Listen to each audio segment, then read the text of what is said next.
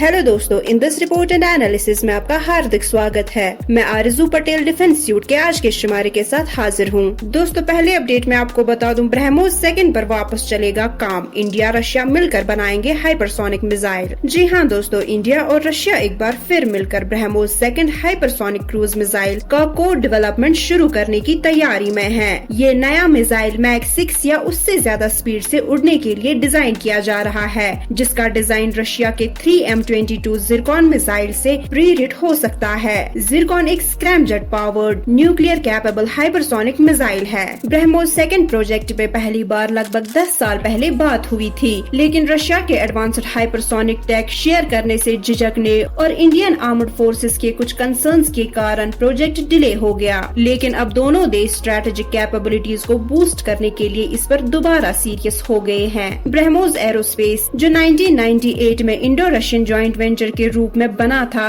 ने पहले ही BrahMos missile develop किया है, जो दुनिया का सबसे तेजी से उड़ने वाला सुपरसोनिक क्रूज मिसाइल माना जाता है।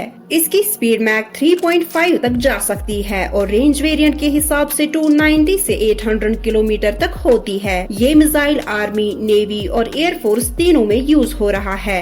लैंड, सी, एयर और सबमरीन प्लेटफॉर्म से लॉन्च होने की कैपेबिलिटी के साथ ब्रह्मोस की प्रेसिजन, स्टेल्थ राडार सिग्नेचर और फायर एंड फॉरगेट फीचर्स ने इसे इंडिया के डिफेंस स्ट्रेटेजी का एक की एसेट बनाया है। मई 2025 में ऑपरेशन सिंदूर जैसे एक्सरसाइजेस में इसका सफलता से इस्तेमाल भी हो चुका है। हाइपरसोनिक ब्रह्मोस सेकंड अगर सक्सेसफुल होता है तो ये इंडिया के मिसाइल आर्सेनल में एक गेम चेंजर बन सकता है। दोस्तों, अगले अपडेट में आपको बता दूं, INS ब्रह्मपुत्र की होगी कमबैक। नेवी कर रही है तेजी से रिकवरी। जी हाँ दोस्तों, INS ब्रह्मपुत्र इंडियन नेवी की एक गाइडेड मिसाइल फ्रिगेट, जो जुलाई 21, 2024 को मुंबई के नेवल डॉकयार्ड में फायर और कैप्साइजिंग के इंसिडेंट में सीवियरली डैमेज हो गई थी, उसकी रिकवरी पर अब तेजी से काम हो रहा है। सीनियर नेवल ऑफिशियल्स ने 24 मई 2025 को बताया कि शिप को 2025 के एंड तक या 2026 की स्टार्टिंग में दोबारा सी वर्दी बनाने का टारगेट है, जबकि फुल कम्बैट रेडीनेस मिड 2026 तक अचीव की जा सकती है।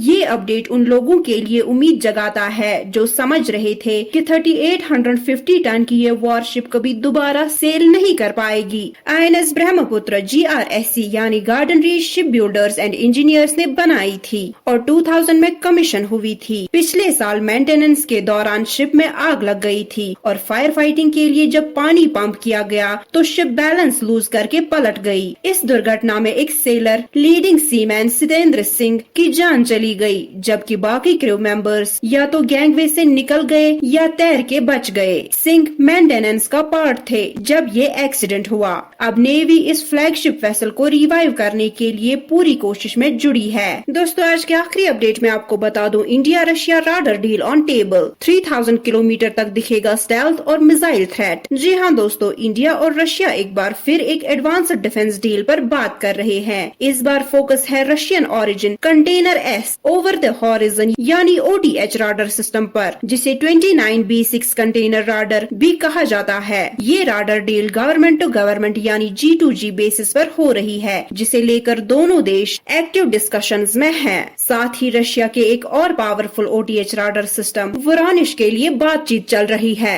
कंटेनर एस एक high and Russian OTH radar है, जिसका काम है long range air space monitoring और बैलिस्टिक मिसाइल डिटेक्शन। इस राडार की खासियत है कि ये 3000 किलोमीटर से भी ज्यादा दूर तक के एरियल थ्रेट्स जैसे स्टेल्थ एयरक्राफ्ट्स और मिसाइल्स को ट्रैक कर सकता है। ये उन ट्रेडिशनल राडार से काफी एडवांस्ड है जो इतनी दूरी और ऊंची आल्टीट्यूड पर काम नहीं कर पाते। रशिया का पहला कंटेनर राडार दिसंबर 2013 में ऑपरेशनल हुआ था और 2019 में कॉम्बैट ड्यूटी में आया था। अब इंडिया इस सिस्टम को अपने एयर डिफेंस ग्रिड का हिस्सा बनाकर लॉन्ग रेंज और स्टेल्थ थ्रेट से निपटने के लिए एक बड़ी स्ट्रेटेजिक कैपेबिलिटी गेन कर सकता है। तो चलिए दोस्तों, ये वीडियो यहीं पे समाप्त करते हैं। मिलते हैं अगले वीडियो में कुछ नए अपडेट्स के साथ। तब तक के लिए अपना और अपनों का ख्याल रखिए। अपनी होस्ट और दोस्त आरजू पटेल को इजाजत दे। In this report and analysis के साथ जुड़े रहने के लिए आपका धन्यवाद।